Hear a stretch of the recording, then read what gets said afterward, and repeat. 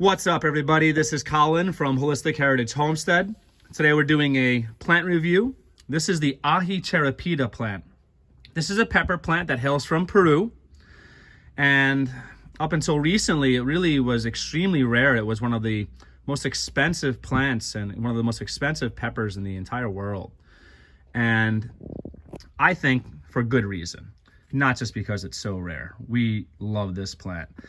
And we sourced our seeds from Baker's Creek Seeds. I'm just giving them a shout out. We have no affiliation. We are a tiny jumpstart of a YouTube channel here, folks. So I actually just want to give them a shout out because I love their mission statement. They're an amazing company here in the Ozarks. And those folks source heirloom seeds and even rare heirloom seeds from around the entire world. Lots of amazing stuff. Check them out. And again, if you remember from my gardening videos previously, we always recommend heirloom seeds. We pretty much grow exclusively heirloom here because we like the idea we can save our own seeds and grow food in perpetuity. So these seeds are a little bit expensive. They're not like they were years ago, which was prohibitively expensive, but I think it's well worth it. I will give you a heads up that the germination was spotty for us. And I am guilty of being one of those people due to my impatient nature where I don't always focus as much as I should on seed depth when planting, but take your time and make sure you're using the right seed depth. Listen to the instructions, folks. It will save you a lot of time and headache. But from what I've read and from what I've seen and from the reviews and the anecdotes out there, it took us weeks to germinate.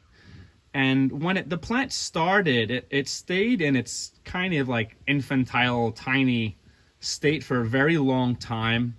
Actually, what I did was I have one of our babies here. This is the big boy, all right? We have a baby here. This is what it's going to look like. Now, folks, this is already a couple of months. So it's weird. It starts off very slow, then it explodes in a bushy, tree-like kind of a fashion. And just look at this plant. Absolutely beautiful. Puts on these beautiful little delicate white flowers, turns into green peppers, then it turns into these awesome yellow-orange peppers. And on this channel, you know, we love to cook, folks. So we're going to talk about a bunch of different culinary things. And from a culinary standpoint, I don't think you can get a better pepper because there's so much heat packed into this little pea-sized pepper, and it's prolific. We're gonna have countless ones from this. And in Peru, they use this as what you'd call like a finishing spice. So you would take this pepper and you might add it to a soup or a curry or I think it goes real with pretty much anything with a sauce. Honestly, you could use a pasta and you just crush it up and throw it right on top. And it adds this truly citrus forward and then heat on the back end kind of a flavor. So you take a bite of this and it's almost like you're biting into a lemon. Really can't explain it. It's very unique flavor and it's something I'm going to be using all the time in my cooking. And naturally, you know, you get the heart and health benefits of anything that has capsaicin. And peppers are just phenomenal for the health and digestion and a bunch of other things, antioxidant value, and a lot of peppers even hold vitamin C, right? So anytime you can grow your own vitamins, that's a win. And you know, just for the sake of the camera, I'm going to take a little one of these peppers here and I'm going to eat one. Now let me tell you, they say the heat is less than a habanero, and I love peppers, but in my opinion, I think it's right at that level, maybe even more. I don't know why this tastes hotter to me than a habanero, but that little pepper will warm your entire mouth. Amazing flavor. It lingers. And it's got this moderate heat at the very, very end. Once you're all done, just floats away.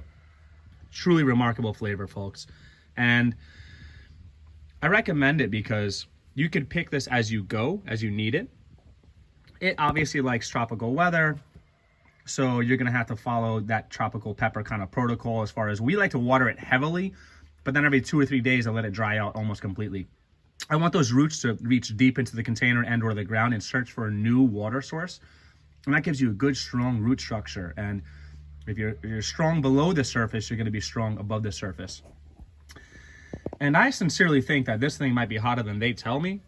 because we fertilized this well. We gave it a lot of love, had a lot of great sunlight.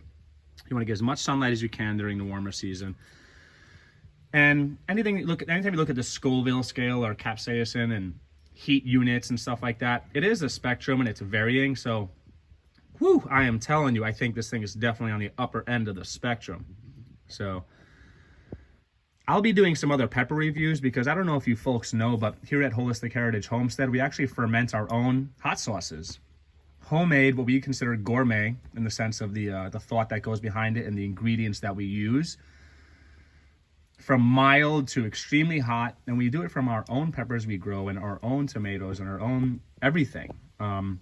So if you folks are interested in picking up and showing some support, get us in the email, okay?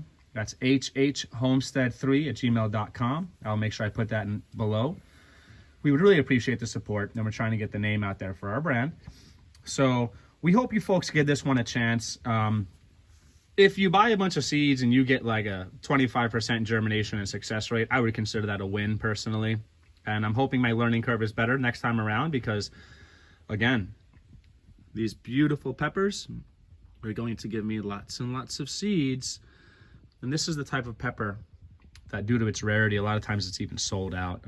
We're considering selling some of these seeds as well. So if you're interested in purchasing some seeds of different things, we're going to be looking to get into that very soon. We've been very excited about our seed saving success. So just want to give you folks a shout out to really try this plant. It's the Aji Charapita.